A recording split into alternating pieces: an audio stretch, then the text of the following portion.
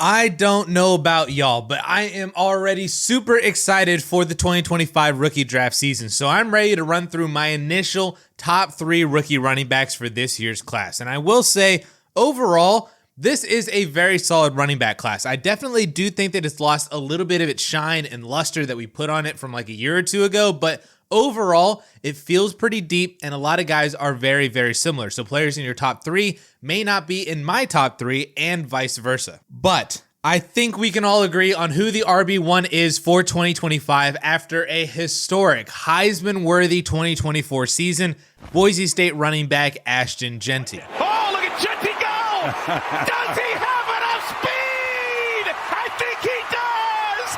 Touchdown! I really don't even know if I need to say anything about why Ashton Jeanty is the 2025 RB1. This is about as easy of a ranking as there has been for a rookie who is already at the level of Bijan Robinson or Saquon Barkley as a prospect. In fact, for those of you who are aware of my rookie evaluation process and my marker system, Jeanty is on track to become the 6th perfect running back prospect in my entire database since 2001. And every single one of those other 5 backs all have at least one top 12 fantasy season, and 4 of the 5 have multiple RB1 seasons. That is the level of prospect that Jeanty is this year and is far and away the best running back in this class. The only real conversations that we need to have about him are just addressing some of the negatives that I've seen people use to try to knock him down, and then where does he land among NFL running backs for Dynasty? So the first negative that I want to address is that I've legitimately seen this one, is that he is a 1-year wonder. I mean,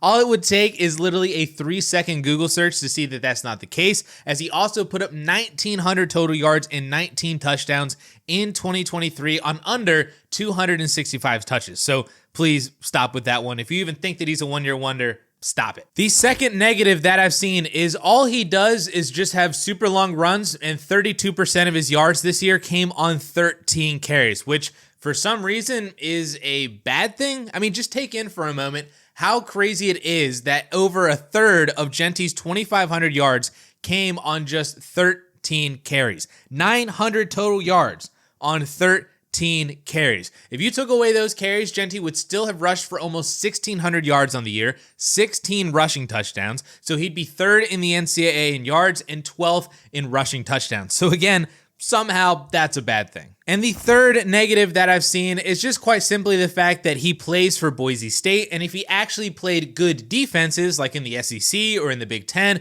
he wouldn't have had as good of a season. And sure, playing Georgia Southern and Portland State is going to pad the stats for anybody, but Jeanty also rushed for 200 yards and 3 touchdowns against the number 1 ranked Oregon back in September. And it's not like we've never seen elite NFL running backs come from small schools. I mean, has anybody looked at LaDainian Tomlinson's final season game log in college?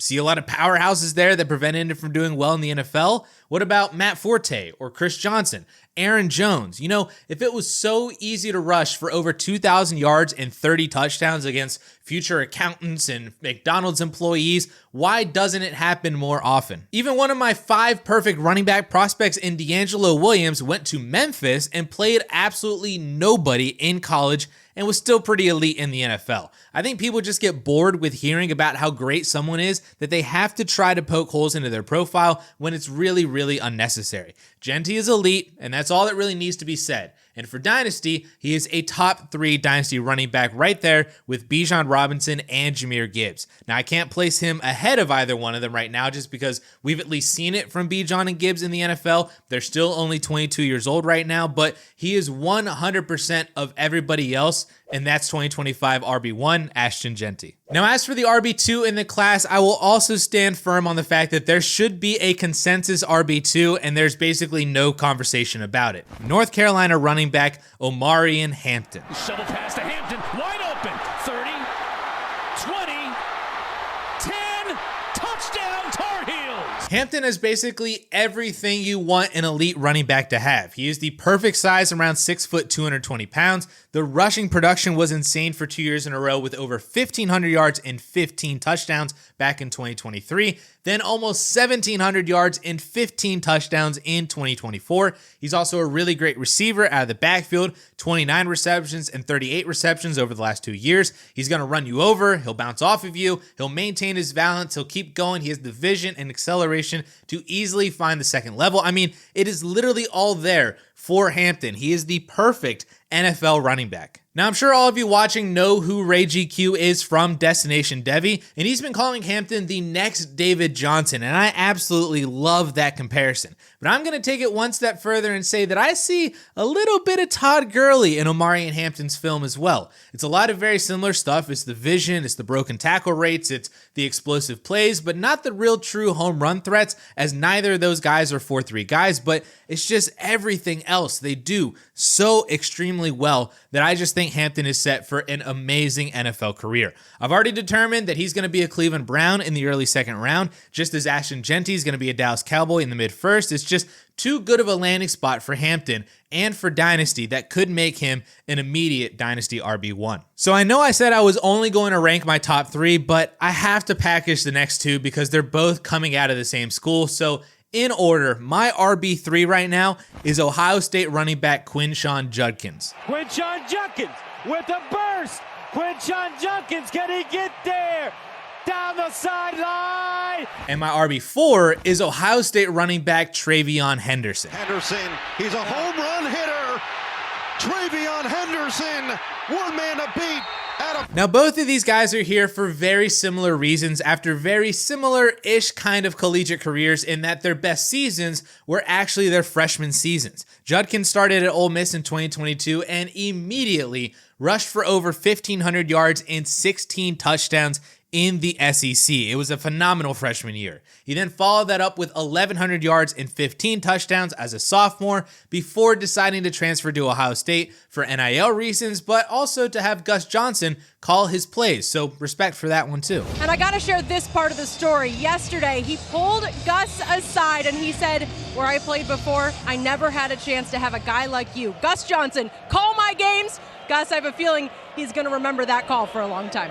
Now, of course, his junior 2024 season, production-wise, was not where he was at Ole Miss because he was splitting work with Treveyon Henderson, but still, he has 1 to 4 more games potentially to break 1,000 rushing yards, and his receiving work has increased in his part-time role, which you do love to see. So for Judkins, I gravitate more towards his body of work at Ole Miss to inform me on what he could be in the NFL as a workhorse, because he is a workhorse. He's listed at 6 foot, 219 pounds, basically the same as Omarion Hampton, and stylistically is similar to Hampton too, in that he's just a bruising running back who would rather just run you over than run around you. And he has the size and frame to break tackles effectively and the burst to break off those explosive runs. He's not as good of a wide receiver out of the backfield, nor as a pass blocker, in my opinion, so that is why Omarion Hampton gets the nod at RB2, but Judkins is phenomenal in his own right as this class's RB3. Now, Treveyon Henderson is almost the complete opposite of Judkins. Henderson is smaller at 5'10", 208 pounds. He leans more on athleticism and speed than his power, plus he's a much more capable receiver as he also played wide receiver coming out of high school.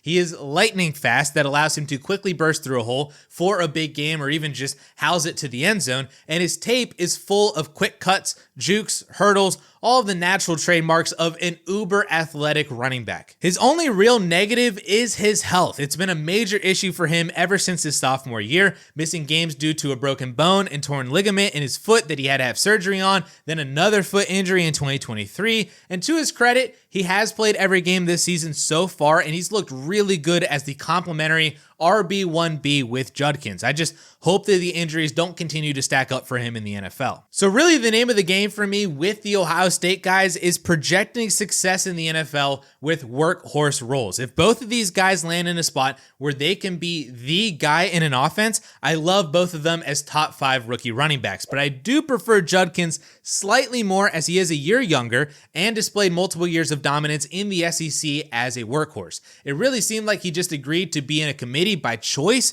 rather than necessity, which Henderson does not really fully feel that way to me. In fact, it almost seems that Henderson thrived more in a shared backfield, which is not a bad thing and is not detrimental to his fantasy and dynasty outlook completely, but if his median outcome was turning into Tony Pollard or Chase Brown as strong NFL 1Bs with a ton of upside if he got the RB1 role to himself, then that is great, but not as good as Judkins' median outcome of turning into potentially a Josh Jacobs, a Joe Mixon, a David Montgomery kind of volume-based workhorse running back, at least in terms of what I want from a fantasy running back. So there's my top 4 running backs currently in the 2025 class. Of course, there's still a lot of time between now and the NFL draft for things to change, and way more running backs to discuss as we get into draft season. Guys like Devin Neal, Caleb Johnson, Nick Singleton, Ollie Gordon, assuming everybody also declares, but we'll be covering everything for Dynasty Fantasy Football, so make sure you're subscribed, and we'll catch you guys in the next video. Peace.